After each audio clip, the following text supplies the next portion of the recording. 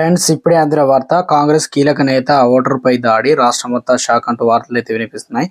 దీనికి సంబంధించి వివరాలు చెప్పడానికి వీడియో చేయడం జరుగుతుంది. చాలా మంది వీడియో వస్తున్నారు కానీ సబ్స్క్రైబ్ మర్చిపోతున్నారు. దయచేసి ఈ ఛానల్ సబ్స్క్రైబ్ చేసుకుని బెల్ ఐకాన్ నోటిఫికేషన్ యాడ్ చేయండి.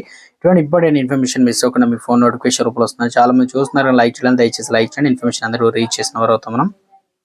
ఈ రోజు 2024 అనగా పార్లమెంట్ ఎన్నికల్లోపు తెలంగాణతో పాటు పలు రాష్ట్రాల్లో 4వ విడత ఎన్నికల పోలింగ్ జరుగుతుంది. ఈ క్రమంలో ఆంధ్రప్రదేశ్లో చాలా చోట్ల ఘర్షణల వాతావరణం, అధికార ప్రతిపక్షాల మధ్య గొడవలు చెలరేగడంతో ఒకరిపై ఒకరు దాడులు చేసుకుంటున్నారు. ఇటు తెలంగాణలో కూడా కొన్ని అనూహ్య సంఘటనలు చోటు చేసుకున్నాయి.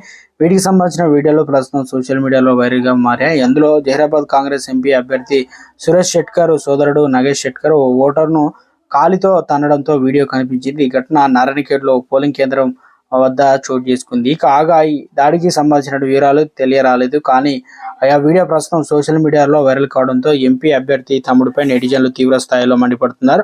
అలాగే అతనిపై ఈసీ చర్యలు కూడా తీసుకోవాలని డిమాండ్ చేస్తున్నారు. ఓటర్పై దాడి చేసిన కాంగ్రెస్ అభ్యర్థి సురేష్ షెట్కర్ సోదరుడు జహీరాబాద్ పార్లమెంట్ నియోజకవర్గంలో ఓటు వేయడానికి వచ్చిన ఓటర్పై కాంగ్రెస్ పార్టీ అభ్యర్థి సురేష్ షెట్కర్ సోదరుడు నగేష్ షెట్కర్